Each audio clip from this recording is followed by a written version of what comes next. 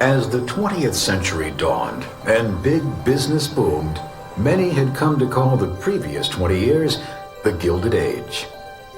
Wealthy families like the Carnegies, Vanderbilts, and Rockefellers enjoyed the fruits of big business and the fruits of others' labor. But for most American families, it was far from a Gilded Age, as they incurred the harsh realities of sweatshops, slums, child labor, corruption in government and business, disease, and racial prejudice. So in the first 52 seconds, we've tried to establish, it's the best of times, it's the worst of the times. This idea that the turn of the 20th century was for the robber barons, the Gilded Age, this time of, peak capitalism, that their lives were getting incredibly better. But at the same time, for their workers, they're living in that tenement lifestyle. They're living under racism and poverty, and it wasn't a Gilded Age. And that's why there needs to be a reform. So we're going to be looking at progressivism because although capitalism is a great creator of wealth, it's a very inhumane distributor of wealth, and there needs to be some issues addressed. It's not going to be just an economic video though. They're going to talk about social progressivism and political progressivism as well. As Americans ushered in a new century, they began to demand change, equality, reform, and the progressive era was born.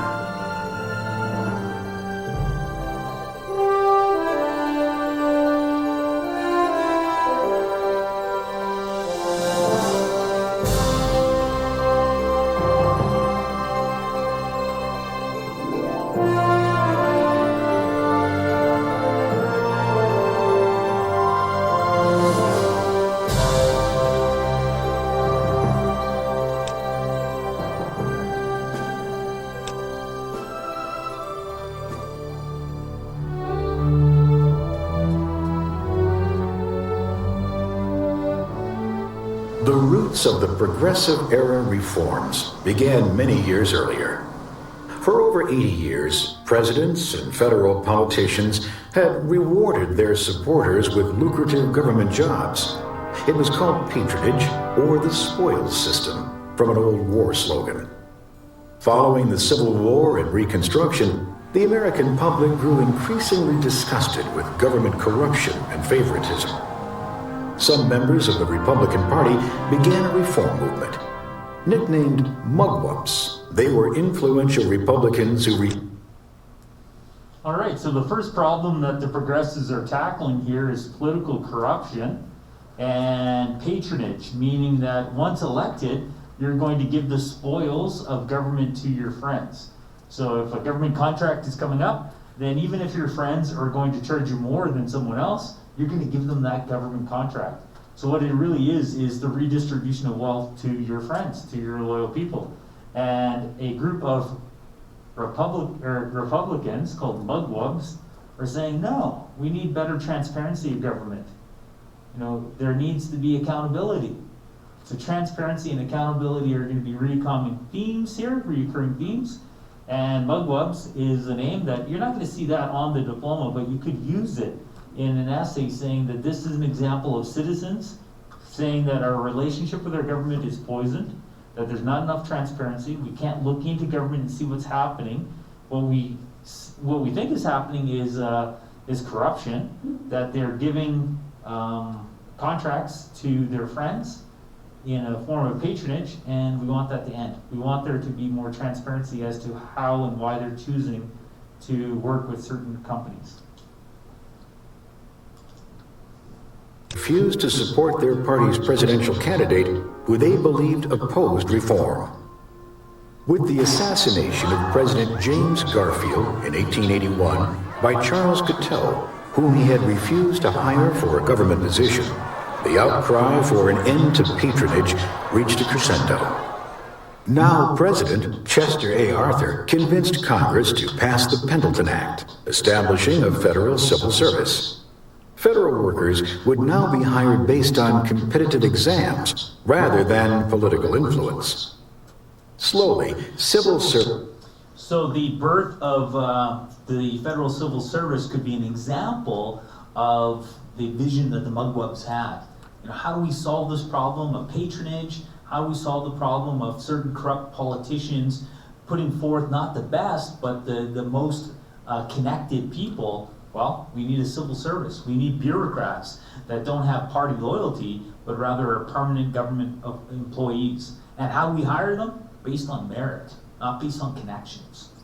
So this is an example of progressivism.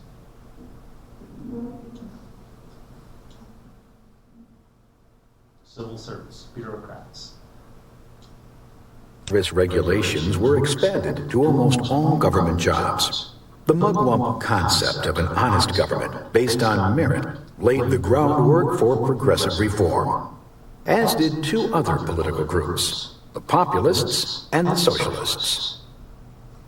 After the Civil War, many Americans returned to or began farming, but over the next decades there was an overproduction of farm goods. With more supply than demand, prices plummeted lower and lower. At the same time, the cost of seed, fertilizer, and railroad transportation increased, leaving more and more farmers little money to support their families and still pay their debts to bankers. In protest, farmers began to organize political parties. Of them, the Populist Party emerged as the most powerful. The Populists supported an income tax based on earnings to support the government, rather than the tariffs then charged to farmers and businesses. So, problems seen in society. Farmers in America in the late 19th century are saying, we are paying too much tax. We need an income tax so others can be taxed too.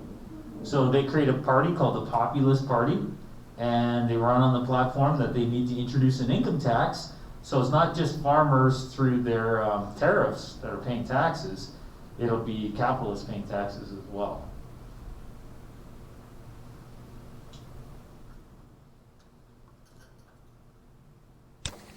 They demanded a shorter workday, government loans to farmers, the direct election of state senators, secret ballot voting, and other election reforms. But Republican William McKinley defeated the populist-supported presidential candidate, Democrat William Jennings Bryan, in 1896, and the Populist Party, if not its causes, faded. By 1900, another political movement emerged, demanding even more radical change, an end to capitalism itself. Eugene V. Debs was one of the founders of this new political force, the Socialists. Socialists felt that the industrial age and its capitalist culture was responsible for the wide disparity between the handful of rich and the working poor of America. Debs's proposed solution was to eliminate private ownership. Many middle and upper-class Americans disagreed with the Socialists. They too felt that big business was out of control and American workers were being taken advantage of. These progressives felt they could improve capitalism by making government more responsive to social inequities. Progressives wanted instead to reform government and business. So that's the key here, right? Progressives want to also respond to the flaws of classic economic liberalism, but they believe that they can reform the system by having a more honest government, by having a more responsive government. And therefore they must grow democracy to help address the issues within capitalism.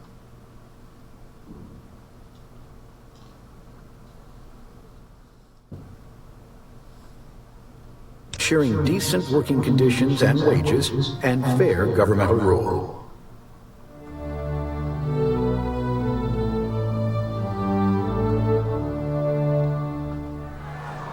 The progressive movement gained momentum and followers as Americans read the work of writers and journalists who exposed corruption in government and business and described the deplorable life of many working-class Americans. These writers became popularly known as muckrakers, from a character in John Bunyan's Pilgrim's Progress who... So muckrakers are people who are raking up the muck in society, right? They're raking up the muck rakers.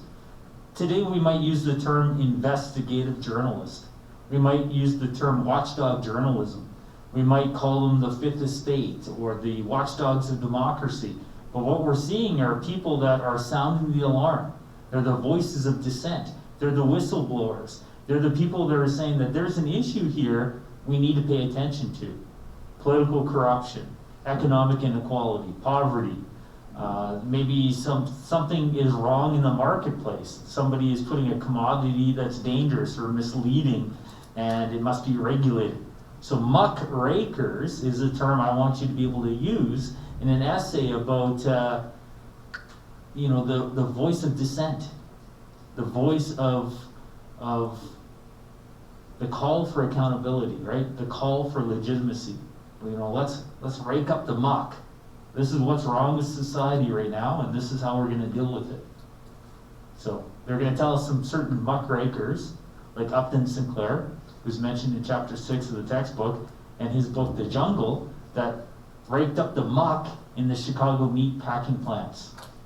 Or we'll see some of the muck raking that happened in New York City as they, in a photojournalistic way, exposed the life of the tenement society. This is what it is like living in poverty in New York at the turn of the 20th century. So muck rakers are trying to get the attention and saying, you know what, there's a flaw here in capitalism, and we need to solve it before communism becomes the ultimate solution. Raked up the mud and muck of the world. Author Upton Sinclair shocked the nation with his graphic description of the filth and appalling working conditions in Chicago meatpacking plants. Ida Tarbell described the cutthroat tactics used to eliminate competition by big businesses like Standard Oil. Jacob Riis, an immigrant himself, wrote a first-hand account of life in the slums, while Lincoln Steffens, considered the leader of the muckraking movement, exposed the corruption so rampant in city government.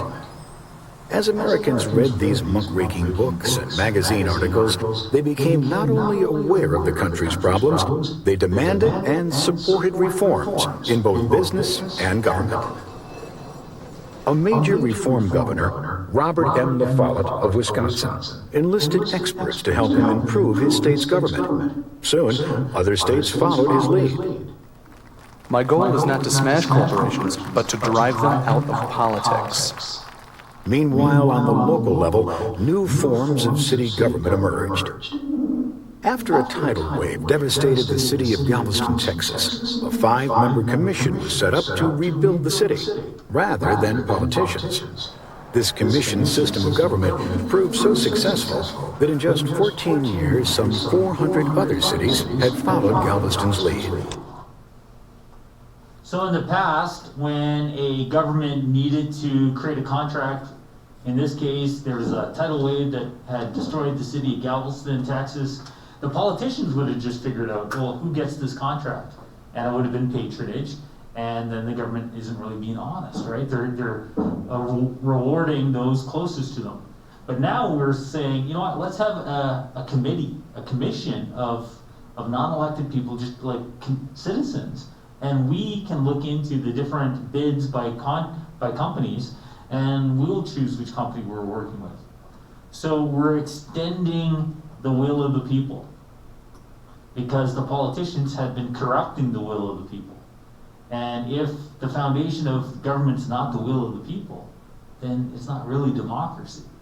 So the progressives are actually growing. They're promoting they're enriching democracy, and at the same time they're addressing the problems of capitalism. Still other cities adopted the council-manager form of government. Residents elect a city council to make laws, and the council appoints a manager, usually a professional public administrator, to run the city's various departments. Both of these systems help to eliminate corruption in local government.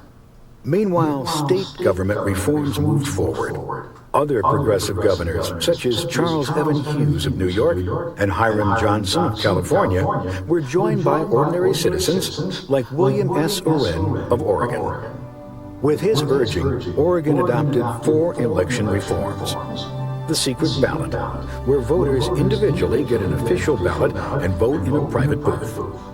The initiative, giving voters the right to put issues on a ballot for a vote. The recall, which granted voters the right to remove an elected official. And perhaps most importantly, the direct primary. So how do you make America more democratic? You allow them to have recalls. We don't like this politician, we don't have to wait till the next election. If enough people voice their unhappiness, their dissent with them, their discontent with them, we can get this politician removed. Recall. Makes America more democratic than Canada if we don't have that. They have direct primaries. They have the initiative process. So on election day, we're not just voting for a person, we're also voting on issues that we have within our community. That's direct like democracy, and because of that, America is more democratic than Canada. So when they have secret ballots and direct primaries and the initiative and the recall, what they're doing is they're strengthening their democracy in America. So as a consequence of progressivism, democracy is strengthened. It's going to be extended to new pockets of American people, and it's going to be strengthened and become more democratic.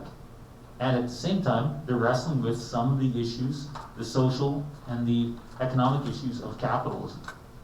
In which voters choose candidates for office rather than political party leaders.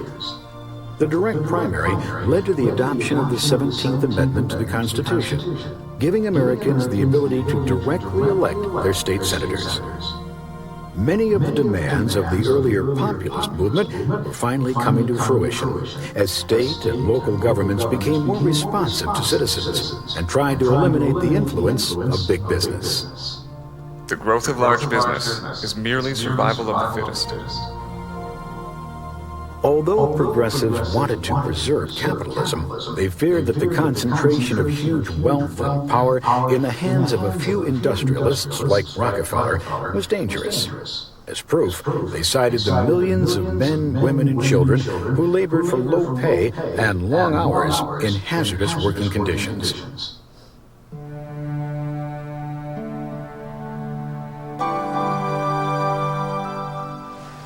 Progressives advocated government regulation of business, and over time, laws protecting workers and working conditions were adopted. Still, it took until the late 1930s before the Supreme Court decided that a federal minimum wage was constitutional. So the work of the progressives was to respond to the flaws of classic economic liberalism, including the exploitation of children and workers, and eventually it creates legislation like minimum wage and laws to protect children. Legislation like we saw the Chartists achieve in England a century before. So just earlier today we were talking about Chartists, that was in England. Now in America we have this progressive era where they're struggling with some of the same issues that stem from early stages of capitalism. A turning point in awareness of the plight of working Americans occurred in 1911. A tragic fire in a New York City garment factory left 126 young immigrant workers dead, trapped behind locked doors at their sewing machines. Many of the women jumped to their deaths or were burned beyond recognition. The owners of the Triangle Shirtwaist Company. So this factory fire in New York, the Triangle Shirtwaist Factory fire, is one of those moments that provides clarity that something's wrong with capitalism. So the Triangle Shirtwaist Factory fire will end up leading to the deaths of about 100 workers. And the problem was that they were locked into their sweatshop. So this is March 25th, 1911, and there were 146 deaths. Some jumped to their death because the only escape from the room was out the window, but unfortunately they were on the 10th floor, so that's not going to be a safe exit. The factory was on the 8th, 9th, and 10th floors of the building. And again, they were locked into their rooms because the workers, the business owners wanted to ensure that they got as much as out of those workers as possible. So they didn't want the workers to be able to like sneak away from the job. So they locked them into the factory, and while they were locked in, a fire started. Because they were locked in from the outside, they couldn't get out. So they burnt to death. And when news of the Triangle Shirtwaist factory fire spread, it led to the demands for occupational health and safety. So we have problems in classic liberalism, capitalism, exploitation of workers, because the capitalists are so driven by profit, and it leads to the need for occupational health and safety code, like you can't lock your workers in, because this shows that that's a deadly decision to make, an inhuman decision to make. It's a disaster that did not have to happen. Unfortunately, it's not the last one that happens. We've had other disasters since, but this one definitely begins to, in America, turn the tide of public opinion towards calling government to respond to the flaws of capitalism. Were indicted for manslaughter, and new laws were passed to protect workers from slave labor conditions. Other progressives felt that the problems of the country demanded moral, not legislative solutions, believing that the drinking of alcohol led to moral collapse, crime, and poverty.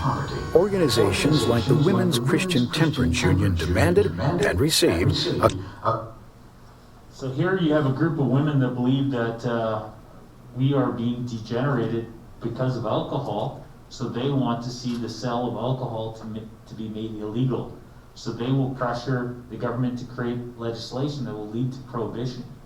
And that'll be amendment to the Constitution. Prohibition will be granted because this lobby group, the Women's Christian Temperance Union, they get the attention of government. A constitutional amendment prohibiting the sale of alcohol in the United States. Progressive Jane Addams took a slightly different view. She co-founded a settlement house in the slums of Chicago. So Jane Addams says, you know what? There's a lot of poverty in Chicago. I'm going to create this Hull House, Hull house, and in it I'm going to provide housing and nurture for children living in poverty. So sometimes the progressives are calling upon government to do something. Jane Addams is saying, you know what, I need to be the solution for the problem that I'm seeing in my city of Chicago. So again, one of the last units of the year that we get to is citizenship. And Jane Addams, I would say, is a settlement activist, reformer, social worker.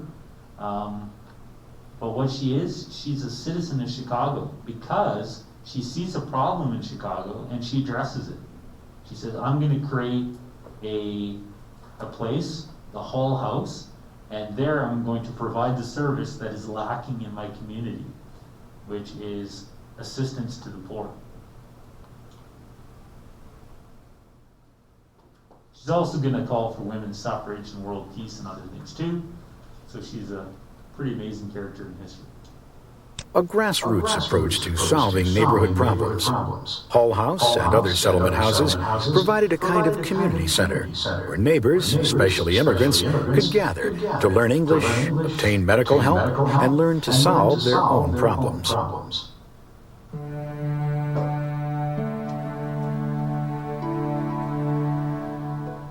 Other progressive women concentrated on another moral issue, one that had plagued the nation since the Reconstruction days following the Civil War. Suffrage, the right for women to vote.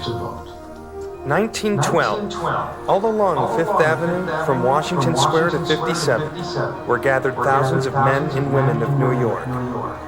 Women doctors, lawyers, architects, artists, actresses, sculptors, waitresses, domestic and industrial workers, all marched with an intensity and purpose that astonished the crowds that lined the street. Founded in 1890, the leaders of the National American Women's Suffrage Association used three different approaches to try to win the vote for women. First, they attempted to get state governments to grant them suffrage, but only Wyoming, Utah, Colorado, and Idaho agreed. Suffragettes then decided to take their cause to court, citing the 14th Amendment. It said that states which denied their male citizens the right to vote would lose congressional representation. Women argued that they were citizens too, and therefore the states must allow them to vote. So, Susan B. Anthony and other women made over 150 attempts to vote in 10 different states, forcing the Supreme Court to decide their case. But despite the fact the Supreme Court in 1875 agreed that women were citizens, they concluded that citizenship alone did not automatically grant women the right to vote. Their third approach was to rally support for a constitutional amendment granting suffrage. Time and again, the Senate defeated it. The suffrage campaign marched on, and with America's entry into World War I in 1917, the tide seemed to be turning. Leaders of the women's movement redoubled their efforts. Susan B. Anthony and Carrie Chapman Catt continued the NAWSA's cautious approach, while other women leaders, such as Lucy Burns and Alice Paul, formed a more radical organization, the National Women's Party, which openly blamed the Democrats and used protest marches and even hunger strikes to try to win the vote. Finally, in 1919, Congress approved the 19th Amendment, and the following year the states ratified it, granting women suffrage. The long battle for suffrage had taken 72 years.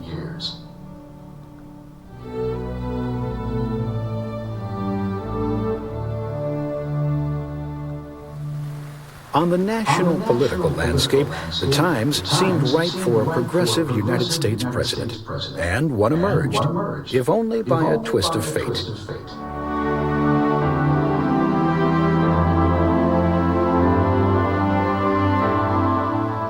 6 months after being elected president for the second time, William McKinley was assassinated, and his running mate, 42-year-old Vice President Theodore Roosevelt, succeeded him in 1901. He was the youngest person ever to hold that office.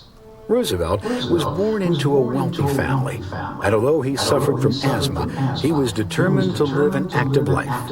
From marksmanship to horseback riding and tennis, to boxing and hunting, to his heroic exploits with the Rough Riders during the Spanish-American War, Teddy Roosevelt proved a popular leader, first as governor of New York and then as president.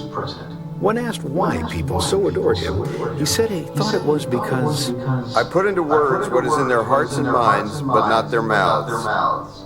Roosevelt outlined many progressive reforms to the American public and gave his plan a name, the Square Deal. When Roosevelt assumed office, over 80% of American business was owned by trusts.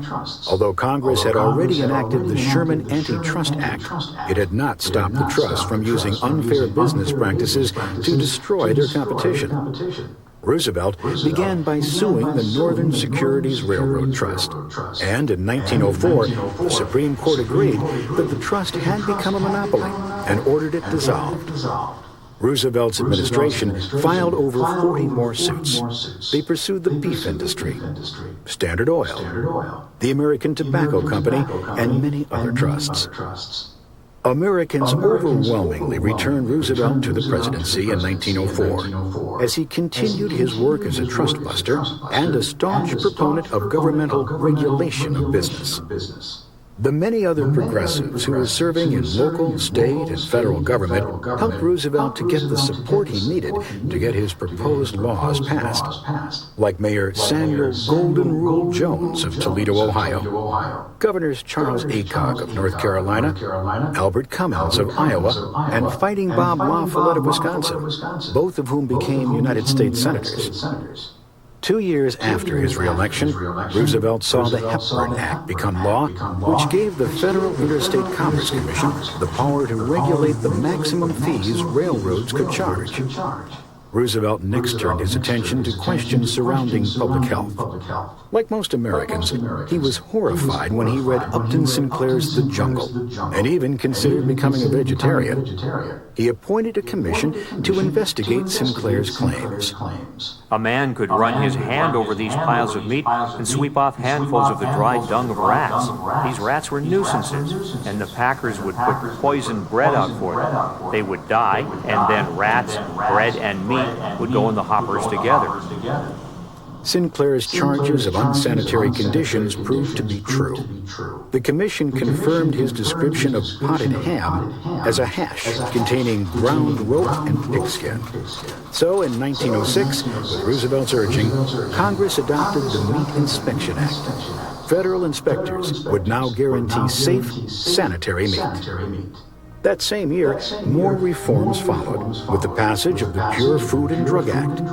Manufacturers now had to list the contents of foods and drugs on labels, and could not make exaggerated claims about a medicine's benefits.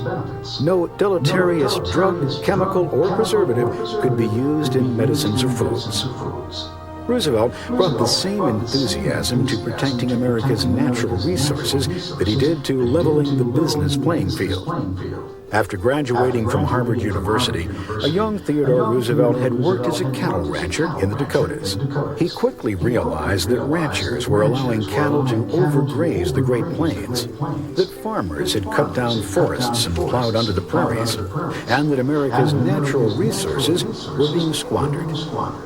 What will happen when our forests are gone, when the coal, the iron, the oil, and the gas are exhausted?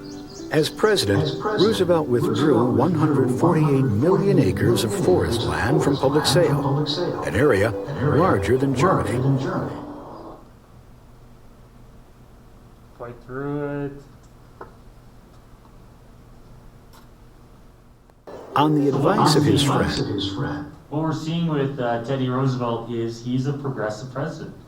So he's taking the ideas of the progressives and he's putting it into government. So he has created the Square Deal, which is outlined in the textbook. He has busted up the cartels, the monopolies, and now he's even a naturalist. He's protecting the environment by creating national parks. Naturalist John Muir, Roosevelt established over 50 wildlife sanctuaries, 5 national parks, and designated 18 national monuments. He also put fellow conservationist Gifford Pinchot in charge of supervising the national forests. The nation was obsessed by a fury of development. The American Colossus was fiercely intent on appropriating and exploiting the riches of the richest of all continents. Roosevelt was so determined that Americans realized that the country's resources were not endless that he even banned Christmas trees in the White House. Theodore Roosevelt ignored tradition and redefined the image and scope of the President of the United States. He chose to be vibrant, visible, and accessible. Roosevelt was the people's choice throughout America, and in turn, America allowed him to use what he called his bully pulpit to accomplish his goals of reform and governmental regulation. However, a third term as president wasn't in keeping with tradition. So, bowing to President, Roosevelt instead handpicked his successor.